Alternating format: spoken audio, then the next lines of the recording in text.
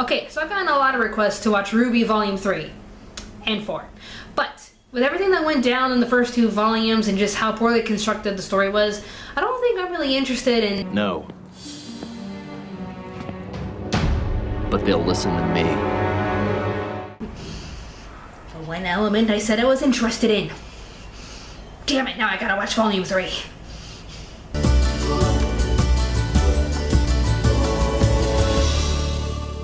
Robyn here from Pop Spectrum.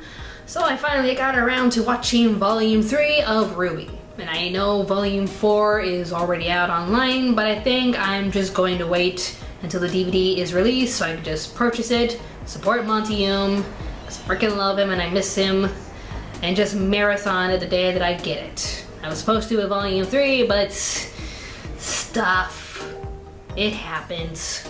Not to offend anybody, but part of that stuff is a long list of other reviews that I gotta do for both Anime America and Pop Spectrum. So Volume 4's review is going to have to wait. I do apologize, but that's just how I have to do things around here. Priorities!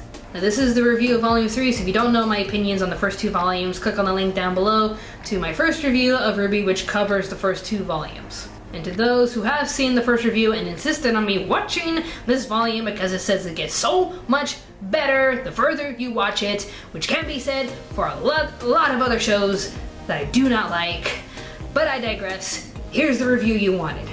I popped DVD in, marathoned it, which doesn't take too long because these episodes are really short, hence why they're cheap to buy. That's why I have no problem buying the series, but I digress. How does it hold up? Let's find out. A tournament is being held for Beacon and Atlas students where the best of the best compete for the ultimate title. I guess. But the tournament is being controlled by Cinder and her henchmen so they can give Beacon a bad name and disrupt the system. At the same time, Ruby and Yang's Uncle Crow comes in to help Oz in a bizarre situation regarding Pyrrha and her supposed new destiny. Will life at Beacon change forever? Is Cinder involved with Pyrrha's new fate? And will Blake run away when she sees Adam? Yes to all of these questions, but I really don't care about spoilers right now, and I think none of you do either. Especially since you're the ones telling me to watch Volume 4 already. Come on, be patient! So with everyone hounding me down to watch this volume, trying to convince me that the show vastly improves. It gets much darker, much more intense, trying to convince me that the show gets even bigger and better than ever before, and that I will surely like it for the direction it takes. Were they right? Yes. And no. I can hear you typing already. Let me just say, Volume 3 is better. It takes certain routes that make it more interesting, very dark and intense, but still interesting. But while there were some parts in the story that really intrigued me and kept me watching, there were some elements that made me question the story structure again. I'll go over the good parts first because oh, the ranting fun I'll have going over the bad parts. You're gonna love me. Love you. Some of the villains get a bit more depth rather than I'm so freaking evil. I'm not just referring to Mercury and Emerald, although we do get a brief look at how they joined Cinder and why, but I'm mostly referring to Torchwick. The speech he gives RWBY as they're on that aircraft gave more of an understanding to his and others' behaviors. The real world is cold! The real world doesn't care about spirit! You want to be a hero? Then play the part and die like every other huntsman in history! To be fair, even though he's playing as a generic bad guy, his words ring truth. We're living in an era of misunderstood or even humanized villains when the criminals we see in real life act inhuman for their own selfish reasons. Torchwick just flat out says what's the point in being good when you don't gain anything? You fight only to die, so what's the bloody point when evil is inevitable? It's easy for me to be this selfish and demented, and that's who I choose to be. Why fight the inevitable when you can just join it? It is much easier to hate than to die as a hero. This gives me a little bit more lenience towards him and Cinder as they choose these paths for their own selfish reasons. Then again, we hear from Cinder, "She was right about you. Such arrogance." So basically whoever hates Ozpin, which I'm assuming is this lady, hello there, nice hair. So whoever this lady here, I'm assuming raised Cinder to believe that the world is corrupt and those who lead it are arrogant and selfish to believe that they alone can maintain order and peace. So Cinder steps in to disrupt the system while becoming more powerful along the way. I'm still only seeing a selfish girl who wants power and to become stronger than anyone else by any means necessary. But this line right here... It's unfortunate you were promised a power that was never truly yours. But take comfort in knowing that I will use it in ways you could never have imagined. Do you believe in destiny? Yes. Makes me wonder how she became this way. Her motivations are still very vague, and again, I have not seen Volume 4 yet, but it's still hard on my end to see Cinder as a determined girl who struggles to be strong, or an individual like Torchwick who makes others suffer while she becomes stronger just because she can, and it's easy. I'm more lenient on them, but I'm still seeing them as generic villains who just want to be evil. Then again, I do admire how dark and twisted they can be thanks to Emerald's convenient powers of manipulation. Very plot convenient there, Emerald, aren't you? Yang had the entire school turn against her due to her fight with Mercury. What may have been seen as Yang defending herself turned into everyone thinking she ruthlessly hurt a fallen student. That was pretty messed up, but not as messed up as...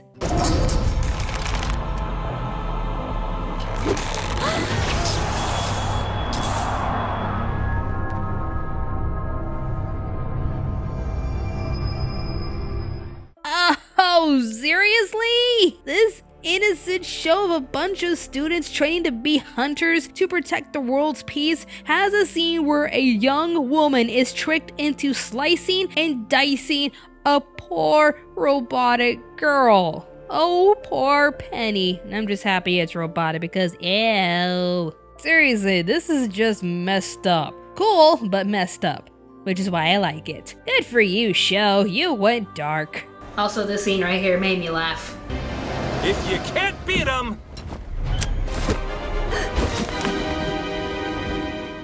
Bye, Mary Poppins! Bye! That was awesome. From a dramatic standpoint, 3 of the RWBY teammates get a much darker and more interesting path that I'll address more when I get to the negative points. This volume addresses well each of their struggles, with Weiss trying to show her father that she can make her own decisions, Blake still struggling with her past only to confront it when the White Fang conveniently arrives to attack Beacon, and Yang's path turns from a promising fighter in search for mother into, oh sweet Jesus, baby, I want to hold you, oh you poor baby. First that mind mess she endured during the tournament, but now we have a hollowed husk of what used to be a young girl full of life and spunk. With everything that went down, she lost her school, her teammates are all split up, and she lost her arm. That is a lot for one character to endure, which makes me interested as to where her future will take her. Will she get a cybernetic arm and try to regain her life? Or will all this sudden tragedy consume her as she sits in her bed as a defeated person? I'm just up in arms over this whole situation. No, I'm not gonna apologize for that handy joke. Because I'm punny. Now that was a match. That was a mess. Oh, hey, Vic.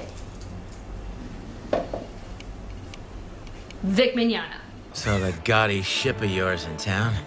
I guess you're here too. It's Vic. Hello, Vic. Because everyone can obviously tell by that voice it's you. No offense. Still love you. Yes, I heard a while back that he was going to be in the show, but man, you can still tell it's him. Uncle Crow comes into the show as Ozpin's right-hand man. No pun intended for Yang. Anyways, he goes on the dirty missions, taking care of business for Oz, while making it known to everyone around him that life ain't no sunshine and rainbows. He knows a lot more about the world than some people are ignorant to, so he makes it well known to the others how much the world sucks, while drinking his problems away. He's a cool character to this story that has just now decided to turn dark, and I'm sure whatever path RWBY takes, he'll be nearby to help her out because, you know, he is a cool uncle. Dark, cranky, and drunk, but still a cool uncle. But if there are a few things I have to address, we'd have to go into the negative section. And since I'm all out of nice things to talk about, well, let's get critical, shall we? First off, Pyrrha's sudden change of destiny. She's summoned to meet with Ozpin, Crow, Ironwood, and Glinda over a very distressing issue. What is your favorite fairy tale? Well, there's the tale of the two brothers, the shallow sea, the girl in the tower. What about the story of the seasons? Oh, of course. Gather round, everyone, as I tell you the tale of the four MacGuffin sisters.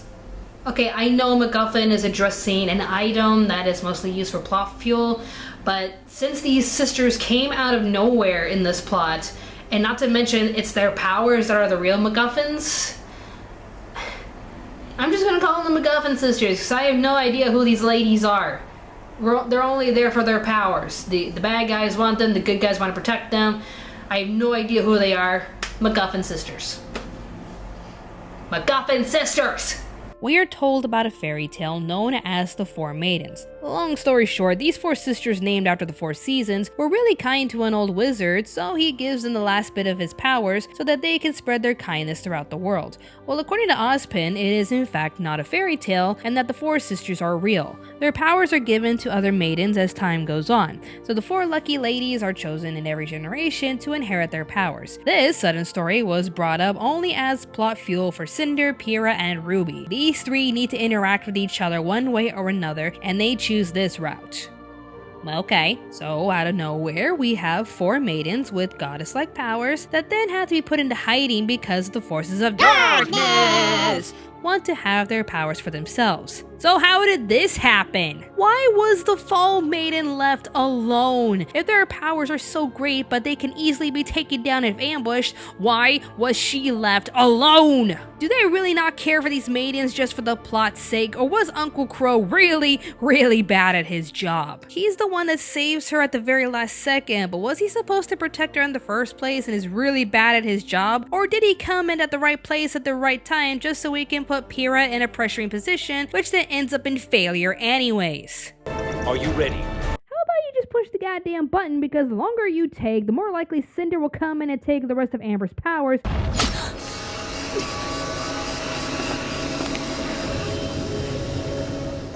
Which totally happens. The four MacGuffin sisters and their powers are only put into the show just to see Pyrrha's character arc and what she will do, while we see how far Cinder is willing to go to gain power, which then leads RWBY to unleashing Deus Ex Machina. So yeah, I will forevermore call these maidens the four MacGuffin sisters, as they are only placed there to fuel the plot. Whether or not the other three will be mentioned in the future, as I'm sure the forces of darkness would want to hunt down their powers. But I guess I'll find out when I get to Volume 4. And the one thing that really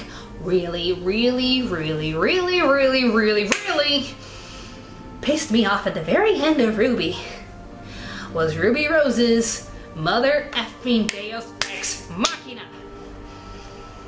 I need a moment.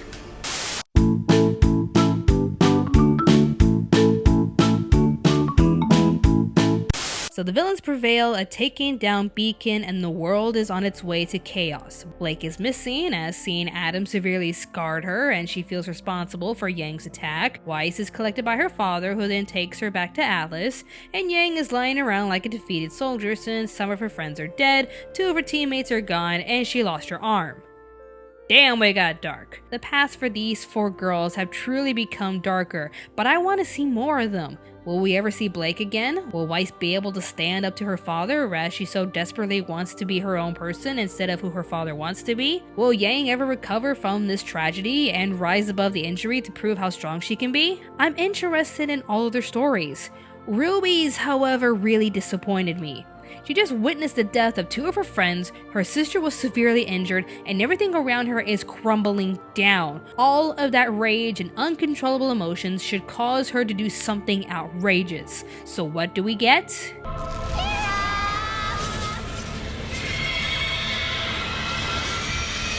What? Well, she exploded. So she lets out a gigantic ball of light, wakes up at her father's house days later, and her uncle tells her the truth. You're special, RWBY. And not in the daddy loves his special angel kind of way. You're special the same way your mom was. Oh no, we're not doing this. We are not doing this. Seriously, we're not doing this, are we? She now has a special ability because she's special. You have a hidden power, just like your mother, who also had silver eyes. So that means you're special. You're a wizard, Harry, because you're special. I hate this so much. I should be seeing a heroine desperate for answers as she sees everyone and everything she loves crumbling and dying around her. This should cause her to seek vigilante justice in some way, as she would be set down a path that would cause her to question her morals. Her team is dead, her school is gone, her life is forever changed, and 2 of her dearest friends were killed in front of her eyes. Her silver special eyes, I will never get over this. Allow her to be emotionally charged as she would want Cinder dead, but with having John do everything he can to maintain her morality and better judgment. Instead, we get a quote-unquote "you are so special" trope. Everyone else gets a dark and depressing path that makes them more interesting and endearing, but Ruby becomes the special one. The one who arrives from the ashes and uses her newfound ability to take down the darkness because she is special. She feels compelled to use her abilities and new power to fight alongside her new team and see if she can make things right again. I had some hope for this character because she was young and naive, but now I really see her as the stale, generic, special heroine. I wanted to see what the battle would have turned her into, and if this is all Rooster Teeth had for her, then I am sadly not impressed. By the way, what's her new team called? Pierre's dead and Team RWBY disbanded, so take the P, put in the R. We're gonna call it Journer. That'd be a funny word. Journer. Wait, it's called Ranger? Oh, like in Ranger. I like Journer better. Journer. Journer. And plus it also adds to the point that I don't want to give Ruby too much attention by making her the lead of this group again. She always has to be the leader because she's special. I hate her. Overall, did I like Volume 3? Well, the elements used to get us from point A to point B were pretty bland, but the fight at Beacon and seeing how dark everything got made the series a bit more compelling. The villains may be generic, but they're a bit more fleshed out. The fight and the aftermath really affected the characters and have guided them down paths that I'm really interested in. Except for Little Miss Special One here. I'm just gonna call you that from now on. You're not Ruby Rose, you're just the special one. I'll watch Volume 4 just to see what happens, but with a generic lead like Little Miss Special One, I'm really not gonna hold my breath. I'll be nice and I will give RWBY Volume 3 3.5 pops out of 5. It's darker, edgier, way more intense. I'm interested in what happens with 3 of the girls, but I could care less about Ruby Rose right now. It's very formulaic what they're doing with her. She's become the special one, and I'm tired of that trope. This has been Robyn for Pop Spectrum. Thanks for watching. I tried. I really tried. I'm interested to see what you say in the comment section. I'm really not sorry. Because I'm punny!